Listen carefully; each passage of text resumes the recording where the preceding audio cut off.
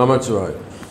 செவ்வாய் சுக்கிரன் இடமாற்றம் ஒரு 2 மாசமா எல்லா தேவையான பண தேவைகளை எல்லாம் கொடுக்கக்கூடிய சுக்கிர பகவான் சனி ராகு அப்படின்னு சொல்லக்கூடிய 2 பாப கிரகம் திட்ட போயிட்டு சிக்கல்லாம் மாட்டிக்கிட்டார். ஒரு இருள் சூழ்ந்தார் போல.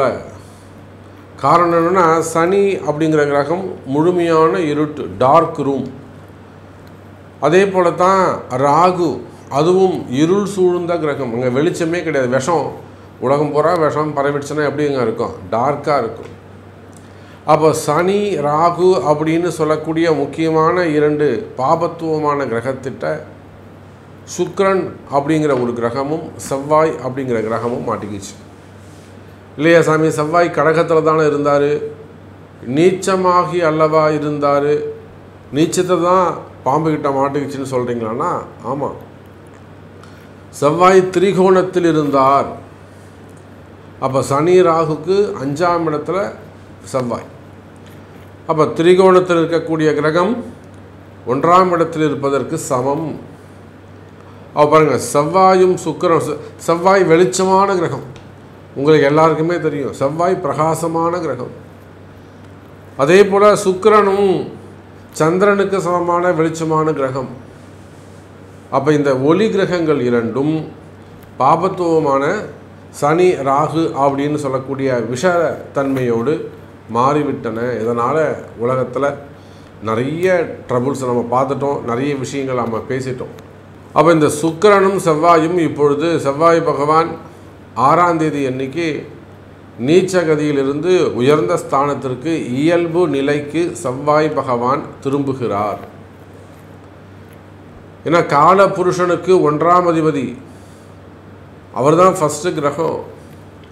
அந்த செவ்வாய் பகவான் நீச்சமாக, அவர் ஒரு அதிகாரமாக மிக்கவர், செயல் தலைவர். அவர் போயிட்டு முடக்கி இருக்கலாமா? அப்போது அந்த செவ்வாய் பகவான் நீச்சகதியிலிருந்து நல்ல நார்மல் பொசிஷனுக்கு வரப்போகிறார். அதே போல் சுக்கிர பகவான் மீனராசியிலிருந்து மேஷத்துக்கு பெயர்ச்சி அடைகிறார். அப்போ இந்த 2 கிரகமும் மூவ் பண்ணாங்கன்னா எப்படி இருக்கும்? செவ்வாய் சுக்கிரனுக்கு திரும்பவும் தொடர்பு ஏற்படும். அதே தான் 1-5-9 தொடர்பு. அப்போ அடுத்த 60 நாட்கள் நம்ம இப்படி கூட நம்ம அதை பேசுவோம். அடுத்த 60 நாட்கள் செவ்வாயும் சுக்கிரனும் 1-5-9 திரிகோண தொடர்பில் சிம்மத்தில் செவ்வாயும் மேஷத்தில் சுக்கிரனும். நம்ம எல்லாருக்குமே தெரியும், சிம்ம செவ்வாய் பகை வீடு, சூரியனுடைய வீடு. செவ்வாய் பகை வீடு ஆனாலுமே கூட அதிகாரமிக்க, ஏற்கனவே ரொம்ப ஒரு அதிகாரமாக கர்வமாக திமிராக இருக்கக்கூடிய ஒரு செவ்வாய், அதுவும் சூரியன் வீட்டுக்கு போகும்போது இன்னும் கூட அவருக்கு பவர் கிடைச்சிடும். இன்னும் கூட அவருக்கு நல்ல உயர்ந்த குணங்கள் ஏற்பட்டுடும். அப்போது அடுத்த 60 நாட்கள் இந்த செவ்வாயும் சுக்கிரனும் சிறப்பான நிலையில் இருக்க போகிறதால, அப்போ வாருங்கள் நண்பர்களே, இந்த செவ்வாய் சுக்கிரன் இடமாற்றம் நல்ல முன்னேற்றமாக உங்களுக்கு அமையப்போது. உங்கள் ராசிக்கு இது பொருந்துமா? உங்கள் ராசிக்கு இது என்ன செய்ய போகுது? எப்படி ஆக்டிவேட் ஆகும்? இப்போ உங்களுக்கு என்ன நடக்கும் அப்படிங்கிறத டீட்டெயிலாக ப்ரீஃபாக பார்க்கலாம் பாருங்கள். அன்பார்ந்த சிம்ம ராசி அன்பர்களே, அற்புதமான யோகம். சிம்ம ராசிக்கெல்லாம் அற்புதமான கால நேரம். குடும்பத்தில் மகிழ்ச்சியான நிகழ்ச்சிகள், குடும்பத்தில் மகிழ்ச்சியான செய்திகள். இன்னும் சொல்லப்போனால் சிம்ம ராசி அன்பர்களே, இந்த செவ்வாயுடைய இடமாற்றம் உங்களுக்கு 9ஆம் அதிபதியாக வருகிறார். செவ்வாய் உங்களுக்கு 4-9க்கு உடையவராக வருகிறார், முழு சுபராக வருகிறார். சார், 4ஆம் இடம் யோகமான ஸ்தானம், 4ஆம் இடம் சுகத்துக்கு அதிபதியாக விளங்கக்கூடிய இடம். குடும்பம், வீடு, மனைவி, மக்கள், வசதி வாய்ப்பு, வாகனங்கள். அவங்க வீட்டில் 10 காரம் நிற்கும், எதை வேணாலும் அவர் எட்டு போவார் சொல்லுவாங்கள்ல. அப்போ அந்த சுகபோகம், அந்த சௌகரியம், லக்ஸரி லைஃபு, அப்போ எந்த அளவுக்கு சிம்மராசி என்பர்கள் யோகமாக சுகமாக வாழ்வார்கள் என்பதை 4ஆம் இடத்தை வச்சு சொல்லலாம். பொதுவாகவே எது இருந்தாலும் அவன் சிம்மராசி என்பர்கள் கஷ்டப்படக்கூடியவனாக இருந்தாலும் சுகமாக இருப்பான். கஷ்டப்படுறதாண்டா எனக்கு சுகம் அப்படின்னுவான். காரணம் என்னென்னா 4ஆம் இடம் பேசுவான் அவனுக்கு. அதே போல் 4, 9 கூடிய செவ்வாய் சிம்ம ராசியானாலும் சிம்ம லக்னமானாலும் உங்களுக்கு நீங்கள் எதுவாக நீங்கள் சிம்ம லக்னமாக இருங்க, சிம்ம ராசியாக இருங்க. அப்போ 4, 9 கூடிய செவ்வாய் பகவான் உங்கள் ராசியில் வந்து உட்கார்றாரு. அப்போ உட்காந்து 4ஆம் இடத்தையும் பார்க்கிறாரு, திரிகோண தொடர்பு 9ஆம் இடத்தையும் பார்ப்பாரு. இது உங்களுக்கு ஒரு நல்ல யோகம், நல்ல யோகமாக உங்களுக்கு அமையப்போகுது. பொதுவாகவே சூரியனுடைய வீடு பகையாக இருக்கலாம், கிரகம் பகையாக இருக்கலாம். ஆனால் இவர் வீட்டில் 9ஆவது வீட்டில் தானேங்க இவர் போயிட்டு உச்சம் அடைகிறாரு. உங்கள் ராசிநாதன் சூரிய பகவான் செவ்வாய் வீட்டில் போயிட்டு தானுங்க உச்சம் அடைகிறாரு. அப்போ அந்த வீட்டுக்காரர் இங்கே வரும்போது இவருக்கு நல்ல மதிப்பு மரியாதை கௌரவம்லாம் கொடுப்பாங்க இல்லை? சிவப்பு கம்பளம் போட்டு நல்ல கௌரவம் மதிப்பு மரியாதை கொடுப்பாங்க இல்லை? அப்போ இதுதான் இந்த கான்செப்டை நீங்கள் புரிஞ்சுக்கோங்க. இந்த மாதிரியான மதிப்பு மரியாதைகள் உங்களுக்கு கூடும். எங்கள் சமுதாயத்தில், குடும்பத்தில், உறவு முறைகளிலே, குடும்பத்தில் மனைவி இடத்துல நேற்றுவரும் மனைவி உங்களை மதிச்சிருக்காது, இன்றைக்கி உங்களை மதிக்கும். அச்சா பரவாயில்ல, நம்ம வீட்டுக்காரர் சூப்பர்ப்பா, எங்கள் வீட்டுக்காரர் எவ்வளோ நல்லவர் தெரியுமா, வாய்த்தாரன்னு சொல்லுவாங்க. இதெல்லாம் நடக்கும். அப்போது சிம்ம ராசி என்பவர்களே மதிப்பு மரியாதை கூடும். உங்களுக்கு ஏதாவது ஒரு அவப்பெயர் ஏற்பட்டிருக்கலாம், நேம் ஸ்பாயிலாகி இருக்கலாம், ஒரு வீண்பழி அவமானங்கள் ஏற்பட்டிருக்கலாம், ஒரு தலைகுனிவுகள் ஏற்பட்டிருக்கலாம். அந்த மாதிரிலாம் உங்களுக்கு ஏதேனும் தலைகுனிவுகள் வீண்பழி அவமானங்கள் ஏற்பட்டிருக்குமே ஆனால் அவையெல்லாம் விலகி நல்ல பேர் கிடைப்பதற்கான வாய்ப்புகள் உண்டு. ஒரு அரசியல் தலைவராக இருக்கீங்க, உயர்ந்த பதவியில் சிஎம் ரேஞ்சில் ஒரு உயர்ந்த பதவியில் இருக்கிறீங்க, அடுத்து ஒரு பேருக்கு ஒரு அவப்பெயர் ஏற்படுகிறது. இதுதான் கால நேரம்.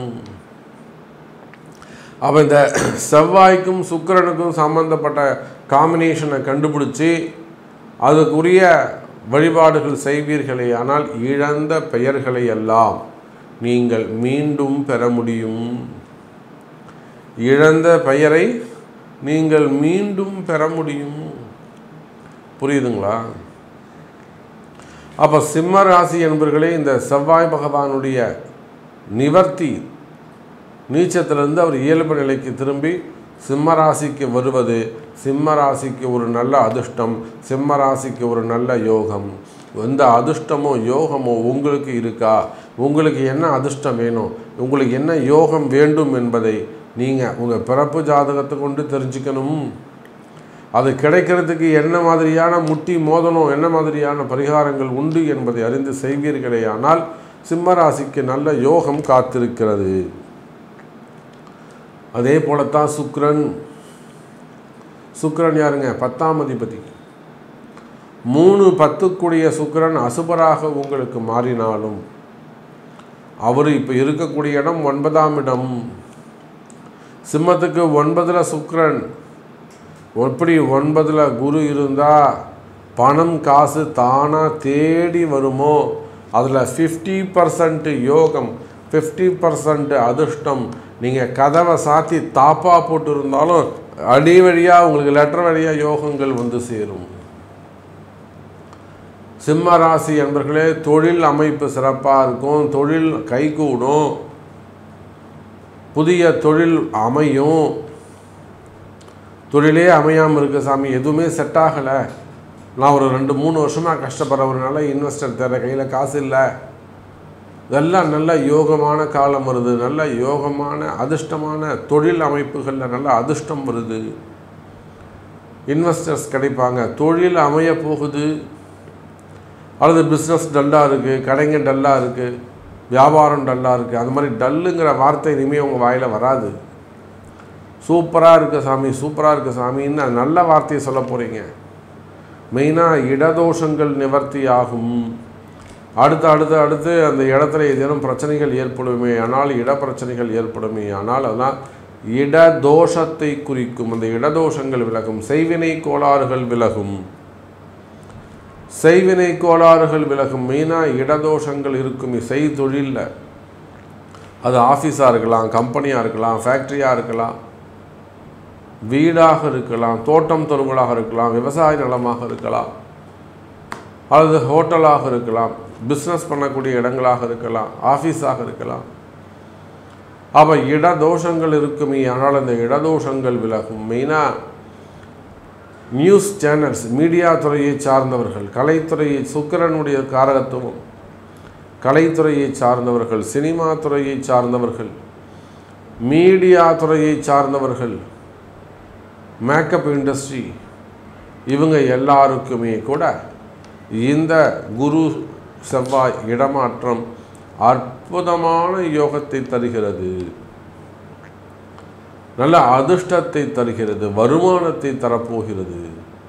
அப்போது சிம்மராசி என்பவர்களே, காற்றுள்ள போதை தூற்றிக்கொள் என்ற வார்த்தைக்கு இணங்க உங்களுக்கு என்ன நல்லது நடக்கணும், உங்களுக்கு என்ன வேண்டும்? எனக்கு நல்ல பேர் வேணும் சாமி, நான் எவ்வளோ வேணாலும் செலவு பண்ண தயார். அப்படியா? ஓகே, அதுக்கு என்ன ரெமெடின்னு கண்டுபிடிச்சி அதை செய்வோம் வாருங்கள். அப்போ உங்களுக்கு என்ன தேவை, உங்களுக்கு என்ன நடக்கணும் அப்படிங்கிறத உங்கள் பிறப்பு ஜாதகமே தீர்மானிக்கும். எனவே பிறப்பு ஜாதகத்தை கொண்டு தொடர்பு கொள்ளுங்கள் என்பதை தெரிவித்துக்கொண்டு மீண்டும் ஒரு அற்புதமான பதிவில் உங்களை சந்திக்கிறேன். நன்றி. நமச்சிவாயம். ஜெய் வாராகி. ஜெய் ஜெய் வாராகி.